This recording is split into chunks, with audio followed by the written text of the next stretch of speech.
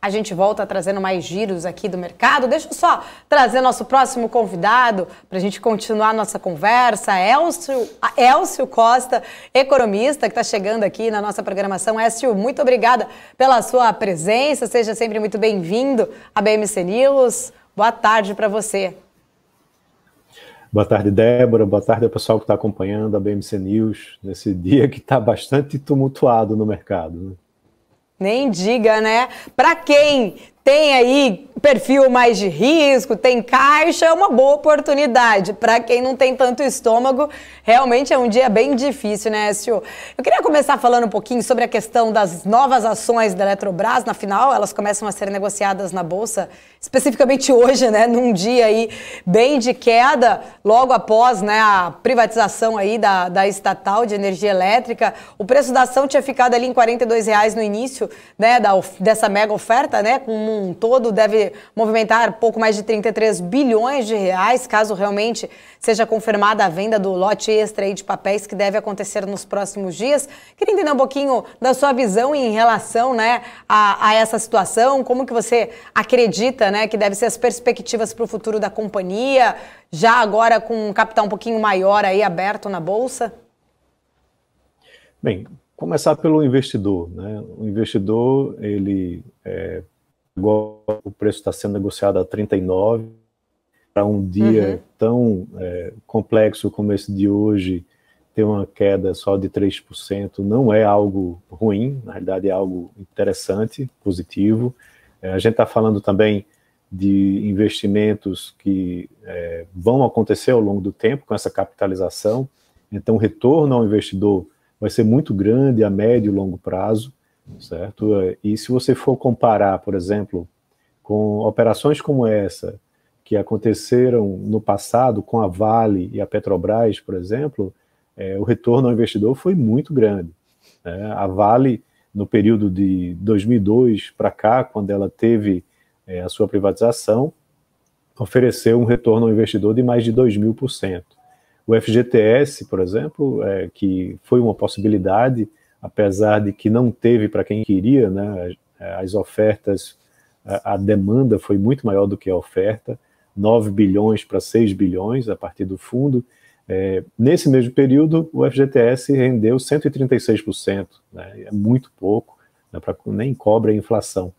E a Petrobras teve um desempenho um pouco pior, mas porque aí a Petrobras já tem questões muito inerentes, né, como Lava Jato, como a interferência de governantes na gestão dela. Foi uma privatização que aconteceu lá atrás, né? E aí o retorno da Petrobras foi de mais 600%. Então o investidor vai, a médio e longo prazo, né, provavelmente ter retornos positivos a partir dessa privatização da Eletrobras, né? Até porque os 30 e poucos bilhões, eles são bastante relevantes para que a empresa possa dar continuidade, né, com o seu programa de inversões, né, ampliando o sistema elétrico, trazendo mais eficiência. Eu diria até que o destaque é até maior na questão da eficiência, né, você poder fazer mais com menos, né, e fazer entregas melhores, né, para a sociedade e para os investidores. Então há uma perspectiva muito positiva, né, para que você tenha crescimento nesse mercado.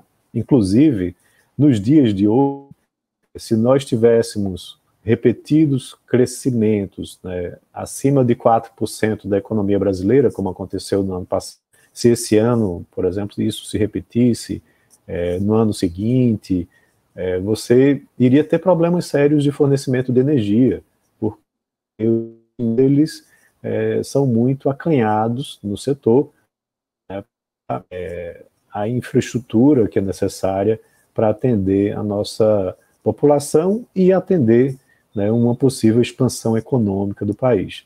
Então, é algo bastante importante o que nós estamos vivenciando, né, com essa ampliação, né, de oportunidades que vai acontecer para que a Eletrobras cresça ainda mais. Elcio, inclusive, eu estou até de olho aqui nos papéis da companhia. A LED 3 está caindo 2,9%, a LED 6 também em queda 1,23%. Bom, A forte entrada nessa oferta, principalmente pelas pessoas que compraram pelo FGTS, pode movimentar o mercado de ações no país como um todo, né? Porque, aliás, muita gente entrou na Bolsa de Valores pela primeira vez por esse meio agora pelo FGTS. Mas só que os aportes por esse fundo vão segurar os investimentos da Eletrobras, na sua opinião, ou não? Como que você tem visto essa movimentação, essa opção que foi dada aí para investidores e para novos investidores também, né? A participação do fundo é muito pequena, né, em relação ao investimento total. A gente está falando de 6 bilhões, né, que vem através do fundo, onde o investidor ele não pode sair do mercado de uma hora para outra, né, ele tem que aguardar pelo menos um ano, né, para poder fazer movimentações. E que não é o recomendável. Né, a gente, se for sair do fundo, vai voltar para o quê? Para a remuneração do FGTS? É melhor você deixar lá, a não ser que você tenha outras, como quitação de financiamento, né, de imóvel que foi adquirido pelo SFH, por exemplo, ou então você foi demitido e vai utilizar esses recursos mais à frente, mas não é algo recomendável. Para o investidor individual, aí sim você pode, né, ter um percentual maior de participação, e aí o mercado vai ditar mais ou menos a regra. Vale lembrar que esse processo de capitalização da Petrobras foi o segundo maior, né, no ano, no mundo como um todo. Né? Só lá na Coreia do Sul, esqueci o nome agora, acho que é uma subsidiária da LG, né, que fez um aporte maior que esse. Mas no restante do mundo, até o momento, esse é o maior aporte de recursos numa empresa. E se for nesse formato de redução da participação do Estado, ou seja, de privatização, é o maior do mundo em 2022. Então você termina tendo aí muita gente observando e querendo entender como que isso vai acontecer. Vale a pena também acompanhar o perfil dos investidores, né? Se serão investidores puramente nacionais, que não deve ser o caso, né? Devem ter também chineses participando, investidores internacionais, mas é uma empresa que vai ter toda a sua dinâmica, né, com conselho, com um planejamento estratégico para continuar, né, expandindo e oferindo aí receitas cada vez maiores aqui dentro do nosso país. A questão que a Débora colocou, eu tenho um dado bem interessante, Débora, da B3, que é o número de investidores com menos de 18 anos triplicou desde 2020. Triplicou. Passou de 11 mil para 30 mil, 2020, 11 mil, 30 mil agora em 2022. E fiquei também me questionando, Débora, o que teria trazido toda essa população jovem para a Bolsa? Eu acho que a questão... Deixa eu só complementar aí. Será que a questão do Nubank também não pode ter dado um peso aí, Oécio, que o Nubank ofereceu, né, para os seus clientes, e é um perfil mais jovem também aí de banco digital, né? Acho que é um Mas lado será que importante. justifica Não dá, Paula. É muita coisa, Paula.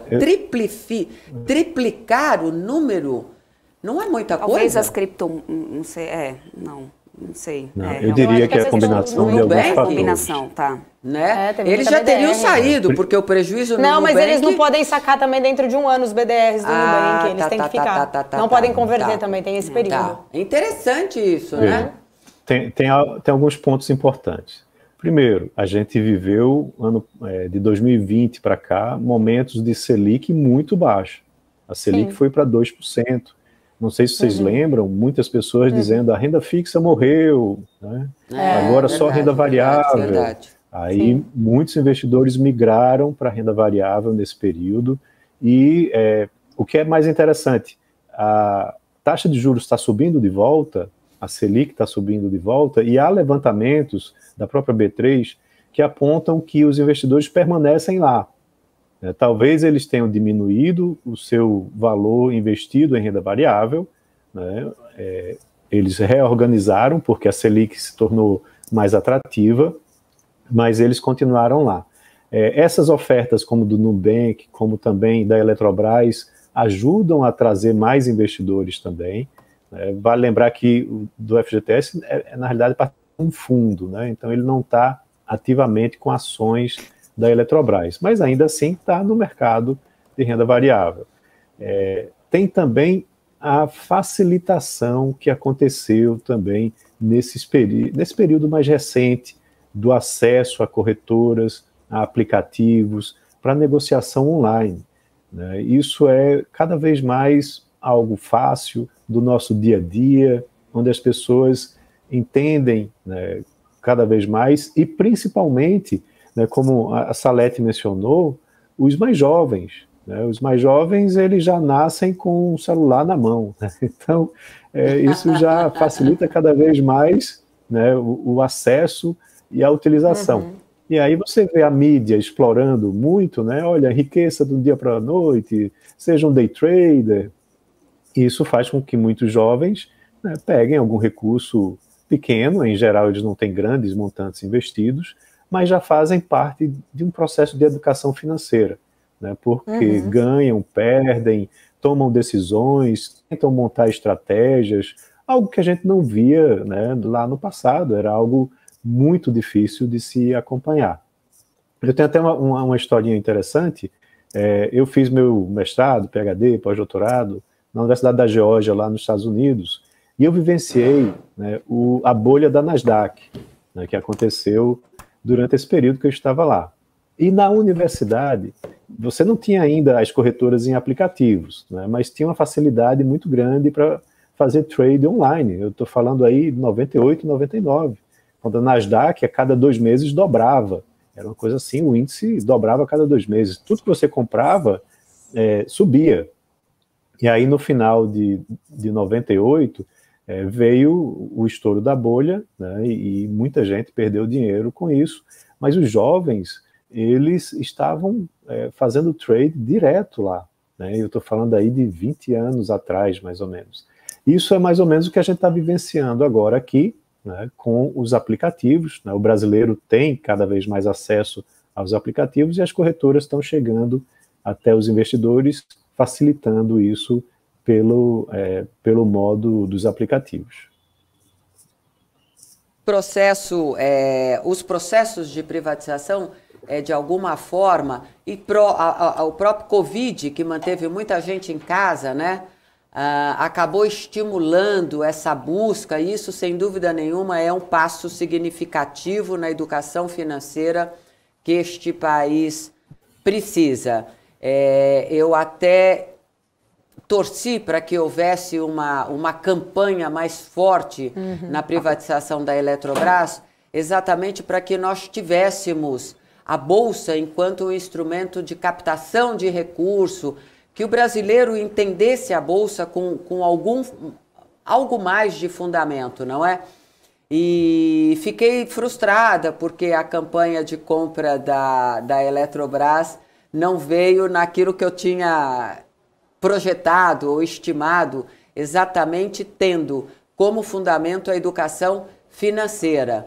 E Paula, você tem o perfil desses jovens, eu estou né? aqui com alguns dados, achei bem interessante até por sinal, porque eu acho que isso também é muito importante, né? Aqui nós sempre falamos muito que a BMC News tem essa missão de educação financeira por trás, e é muito bom a gente ver que está ali acontecendo, está esse movimento acontecendo, desmistificando. Porque antigamente, quando se falava em investimento, bolsa, as pessoas achavam que era só para coisa de muito dinheiro. E aqui, olha só, com esse perfil novo que você trouxe, Salete, com a redução dessa idade média aí das pessoas físicas na bolsa, o pequeno investidor já passa a dominar. Hoje, 56% dos clientes da B3 tem renda até R$5.000. Olha. E só aplica R$50 aí no primeiro aporte nas suas carteiras. Então, é um número que mostra que as pessoas elas estão começando a buscar, né, a questão do investimento e desmistificar que antes era uma coisa que as pessoas tinham muito medo, né, de investir, achavam que era coisa para muito dinheiro. Então, 56% dos clientes ganham até R$5.000, Écio. E Paula, vamos combinar que caderneta de poupança ainda é uma realidade tanto neste país, né? Ainda temos um longo trabalho, né? Pois é, agora a caderneta poupança, ela é um passo inicial para você acumular, né, algum recurso, mas Reservas, você tem né? que ter a consciência de ficar preso àquele modo, né, de investimento. Você tem que tirar daí e fazer o aporte em outros produtos, em outros mercados que vão dar um retorno maior e melhor. Eu defendo muito aquela questão que você precisa ter o seu fundo de emergência, né, para, por exemplo, hoje, um dia como esse, que o Bitcoin está caindo aí 18%, quem colocou todos os seus recursos no Bitcoin está tendo um pesadelo no dia de hoje, né? Isso é totalmente desaconselhável, né? Mas também ficar de fora é desaconselhável.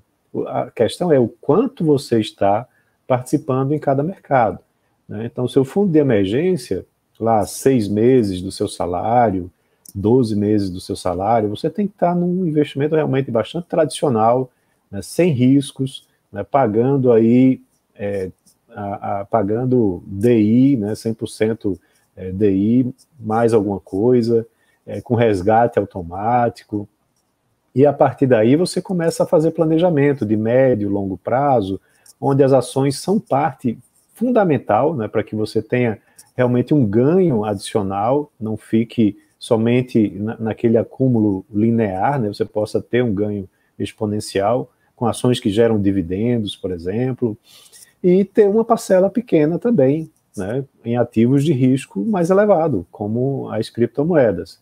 O problema é que muitas vezes, principalmente os mais jovens, né, e às vezes essas pessoas que têm uma renda mais baixa, elas não têm o conhecimento, não têm a expectativa ou, como eu diria, o comportamento de médio prazo, né, querem resolver o problema do dia para a noite, o jovem geralmente é assim, e ele termina sendo muito mais risk lover, que a gente chama, né? Ele toma muito mais risco, e aí pode ter resultados muito negativos, né? E serve como um aprendizado, né? Porque a partir daí você começa a ter mais planejamento, pensando a médio e longo prazo.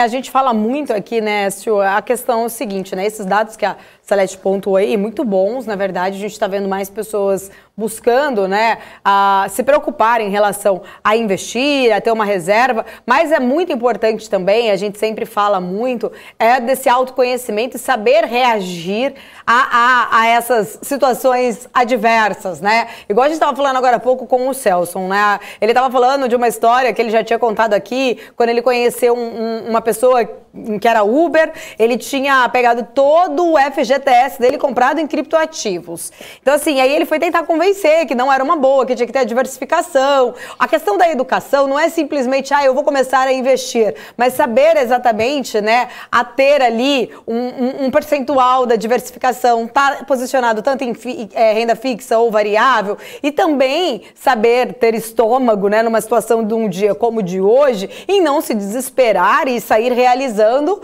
e aí sim você amargurar esse prejuízo. A questão da educação financeira não é só a entrada na bolsa, mas também saber agir, né? Muitas vezes, a gente vê que a pessoa começa a ficar desesperada, poxa, minha única reserva, meu FGTS todo ali, tô perdendo dinheiro, será que eu vou perder mais? Pega e sai. E aí realmente a gente sabe que o mercado é cíclico, né? Que tem muitas vezes, tem que saber ali o teu perfil muito bem antes de tomar alguma decisão para não amargar um prejuízo e depois ficar até com trauma do mercado, né? Hoje é um dia de trauma, né?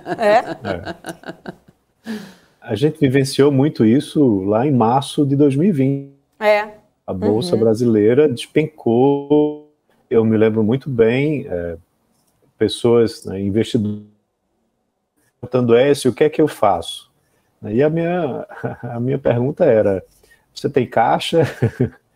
Você tem sua reserva, está preparado para... precisa desse recurso para daqui a um mês, para daqui a 2 meses? Não preciso. Então, desliga o computador, né, vai curtir tua família, né, e aguarda, porque o mercado oscila muito, a gente tem que ver o que é que vai acontecer, né? E aí aquelas pessoas que conseguem ter estômago para isso, né, elas realmente não tomam atitudes muito precipitadas e terminam tendo um menor prejuízo. Mas eu acho que o principal ponto aqui dessa nossa discussão é a diversificação, né? Você não pode colocar, né, aquele velho ditado, né, todos os ovos na mesma cesta. Você tem que estar sempre diversificando em produtos que não são correlacionados, né, e também diversificar de forma temporal, né? Ou seja, você vai investindo ao longo do tempo, porque você pega um preço médio ao longo do tempo, e também você tem que investir em papéis ou em ativos que não caiam juntos, né, que não tem uma correlação tão grande. E está cada vez mais evidente que as criptos têm uma correlação muito forte com a Nasdaq. Então, você vai investir em empresas de tecnologia e, ao mesmo tempo, comprar criptomoeda, achando que você está se protegendo do mercado ao comprar cripto, você está redondamente enganado, porque está aí, está se mostrando que a correlação é muito forte. Basta sair essa notícia de que o Fed deve aumentar a taxa de juros no ritmo mais forte, que é o que está derrubando os mercados hoje, que isso provavelmente, quer dizer, isso provavelmente não, isso trouxe também esse mesmo valor para esse produto, né, para esse tipo de investimento, que são as criptomoedas, porque exigem muita liquidez no mercado.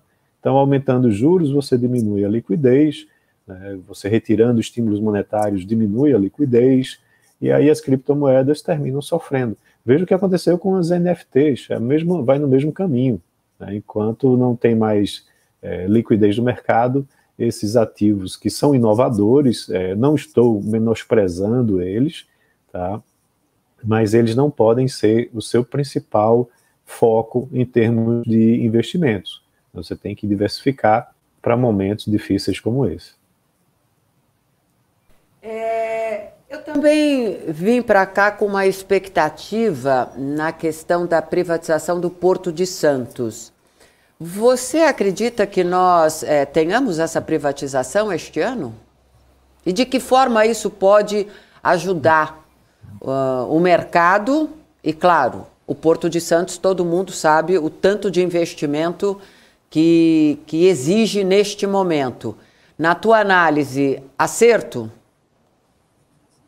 Olha, eu tenho acompanhado muito os processos de concessões, né, que estão acontecendo não de agora, né, desde pelo menos 2020 para cá. 2019 nem tanto, era mais, a grande pauta era a reforma da Previdência. 2020 para cá isso começou a ser montado, né, com os aeroportos sendo privatizados, sendo na verdade feita a concessão, né, para iniciativa privada. Os portos também têm avançado muito nisso. Então, eu acredito que é um caminho importante também a ser seguido. Como vai ficar o que é decisivo, né, para que atraia interesse dos investidores privados, mas sim, vai na mesma linha da Eletrobras. Você precisa ter investimentos, principalmente em portos que são responsáveis por grande parte, né, do comércio internacional brasileiro, seja para exportar ou também para importar. E aí, quanto mais concorrência você tiver com o modelo privado participando, vai trazer resultados melhores. Tá? Mas também não é da noite para o dia. Né? Veja aqui em Recife, por exemplo, o aeroporto ele foi concedido para uma empresa privada e logo em seguida veio a pandemia. Né? Então teve um baque muito grande na movimentação de passageiros, os investimentos começaram a ser planejados, mas só agora que eles estão começando a ser efetivados, né, para que você possa ter melhorias no sistema. Então, se você for contar com recursos do setor público para investir em todas essas áreas, em todos esses setores, a gente termina ficando nessa velha armadilha de crescimento baixo da nossa economia. Né? Não há recursos. Apesar desse ano a gente ter aí superávit primário, né, muito por conta da inflação que a gente está vivendo, você termina tendo isso como algo fora de contexto. Nos últimos anos, a gente vivenciou déficits em cima de déficits, né? E a capacidade de investir do setor público muito baixa. Então, finalizando, eu acho que é importante, sim, agora o modelo ele tem que ser bastante atrativo para que o setor privado consiga fazer a entrada, fazer o investimento, né, e crescer. É o que eu mencionei aqui do modelo do aeroporto, né, de Recife, onde você tem, às vezes, momentos como esse, né? E se tiver uma nova onda de Covid ou de qualquer outra pandemia, que os portos venham a fechar temporariamente novamente, né? Então, esse modelo de concessão, ele precisa ter algumas salvaguardas, né, para que o setor privado possa entrar com mais segurança. Privatização da Petrobras é tema de campanha política, nós estamos acompanhando. Alguns candidatos dizem que, numa primeira medida, privatizariam a Petrobras. Outros candidatos que não privatizariam exatamente porque ela é lucrativa. Dá para nós entendermos a privatização pelo lado do lucro, como um dos candidatos? Olha, eu acho que você tem aí dois pontos a serem discutidos.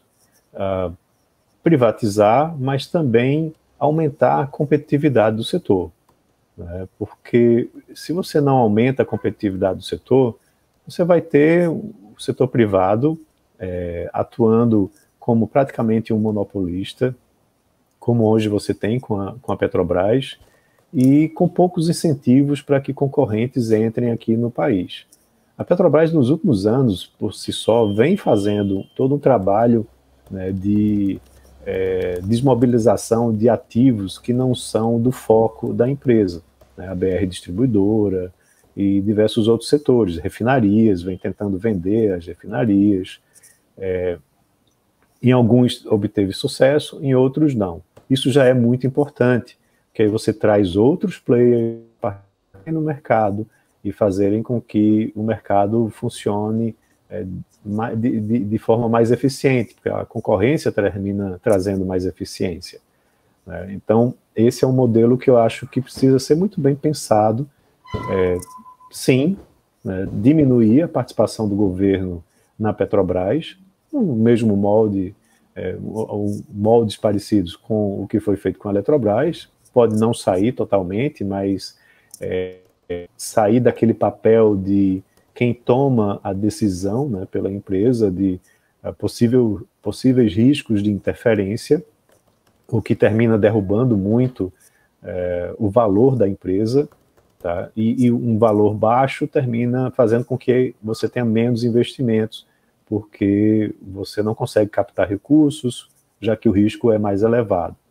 Então, eu diria que não é uma tarefa fácil, mas é uma tarefa importante, né? Você poder trazer mais concorrência ao mercado e sim diminuir o tamanho da Petrobras. Se ela está dando lucro, é mais um motivo para você privatizar, é o contrário do que se poderia estar falando.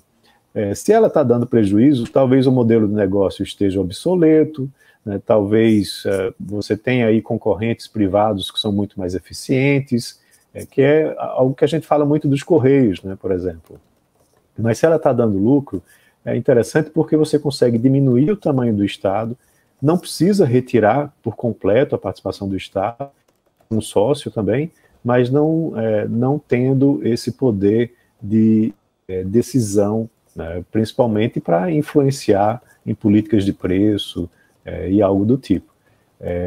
E aí, já que ela é bastante lucrativa, ela iria trazer, né, uma rentabilidade ainda maior para os seus acionistas, onde o governo é o principal acionista. É um mercado bastante regulado também, né, que aí você tem participação dessa regulação até para poder controlar melhor. Só que essa regulação ela precisa ser no intuito de trazer mais players para o mercado. Tá certo. Eu compartilho a tua análise e achei interessante um dos candidatos dizendo, não, ela é lucrativa. Então, como é que nós vamos privatizar uma empresa que é lucrativa? Eu falei, nossa, será que é isso mesmo? Mas existe esse equívoco, né? Gostei da análise e compartilho. Tá certo. Obrigada. Écio, obrigada pela sua participação. Fica aqui nosso convite também para outras oportunidades. Muito obrigada. Obrigado, é sempre um prazer estar conversando com vocês, principalmente nessa bancada de hoje, que são só mulheres. Eu fiquei muito bom, muito bem acompanhado aqui. Com certeza. Até mais, Écio. Obrigada. Até a próxima. Tchau, tchau. E a gente vai quase já encerrando aqui a nossa parte da manhã. Vou trazer a Salete para se despedir. Recado final, Salete Lemos, desta semana. Temos super quarta aí, né? Na quarta que você estará aqui com a gente. Uma semana complicada. Semana menor, porque teremos feriado também na quinta, né? Paula, que semana Mas que é semana, essa? hein? Que semana é esta? Minha parceira, minha amiga. Calma, apertem os cintos. O piloto não sumiu. Vamos devagar.